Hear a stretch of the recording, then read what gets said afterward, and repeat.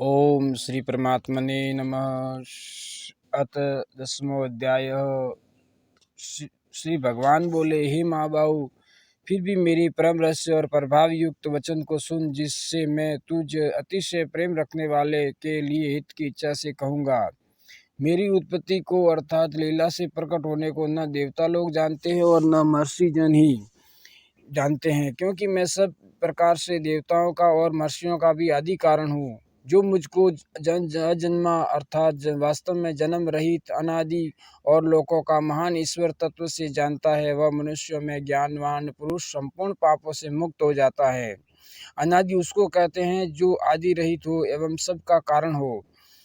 निश्चय करने की शक्ति, यथार्थ ज्ञान, असंमूढ़ता, क्षमा, सत्य, इंद्रियों का वश में करना, मन का निग्रह तथा सुख दुख, उत्पत्ति प्रलय और भय अभय तथा अहिंसा, समता, संतोष, तप, दान, कीर्ति और अपकीर्ति, ऐसे ये प्राणियों के नाना प्रकार के भाव मुझसे ही होते हैं।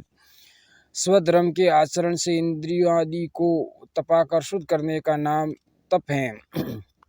7 महर्षि जन, 4 उनसे भी पूर्व में होने वाले सनकादि तथा स्वयंभू आदि 14 मनु, ये मुझमें भाव वाले सब के सब मेरे संकल्प से उत्पन्न हुए हैं, जिनकी संसार में यह प्रजा है।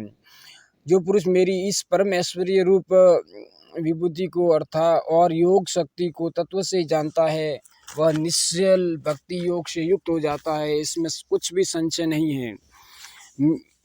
जो कुछ दृश्य मात्र संसार हैं, वह सब भगवान की माया है और एक वासुदेव भगवान ही सर्वत्र परिपूर्ण है। यह जानना ही तत्व से जानना है। मैं वासुदेव ही संपूर्ण जगत की उत्पत्ति का कारण हूँ और मुझसे ही सब जगत सृष्टा करता है। इस प्रकार समझकर श्रद्धा और भक्ति से युक्त बुद्धिमान भक्तजन मुझ परमेश्वर को निरंतर भजते हैं। निरंतर मुझ में मन लगाने वाले और मुझ में ही प्राणों को अर्पण करने वाले भक्तजन मेरी भक्ति की चर्चा के द्वारा आपस में मेरे प्रभाव को जनाते हुए तथा गुण और प्रभाव सहित मेरा कथन करते हुए ही निरंतर संतुष्ट होते हैं और मुझ वासुदेव में ही निरंतर रमण करते हैं।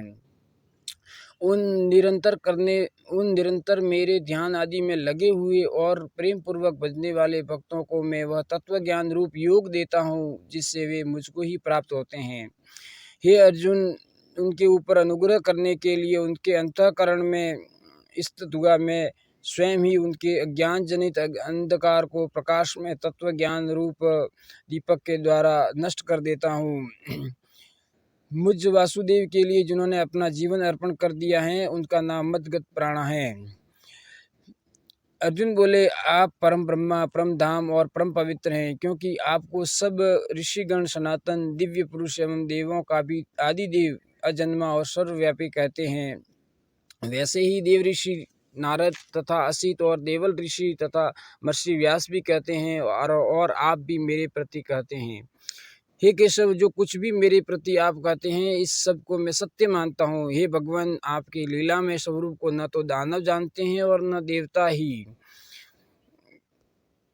हे भूतों को उत्पन्न करने वाले, हे भूतों के ईश्वर, हे देवों के देव, हे जगत के स्वामी, हे पुरुषोत्तम, आप स्वयं ही अपने से अपने को जानते हैं। इसलिए आप ही उन अपनी दिव्य विभूतियों को संपूर्णता से कहने में समर्थ हैं, जिन विभूतियों के द्वारा आप इन सब लोगों को व्याप्त करके स्थित हैं। हे योगेश्वर, मैं किस प्रकार निरंतर चिंतन करता हुआ आपको जानूं, और हे भगवान, आप किन किन भावों में मेरे द्वारा चिंतन करने योग्य हैं।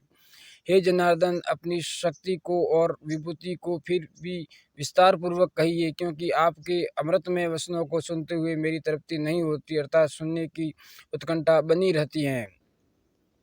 श्री भगवान बोले, हे कुरुश्रेष्ठ, अब मैं जो मेरी दिव्य विभूतियाँ है उनको तेरे लिए प्रधानता से कहूँगा, क्योंकि मेरे विस्तार का अंत नहीं है। हे अर्जुन, मैं सब भूतों के हृदय में स्थित सबका आत्मा हूँ तथा संपूर्ण भूतों का आदि मध्य और अंत भी मैं ही हूँ। मैं अदिति के 12 पुत्रों में विष्णु और ज्योतियों में किरणों वाला सूर्य हूँ तथा मैं 49 वायु देवताओं के तेज और नक्षत्रों का स्वामी अधिपति चंद्रमा हूँ।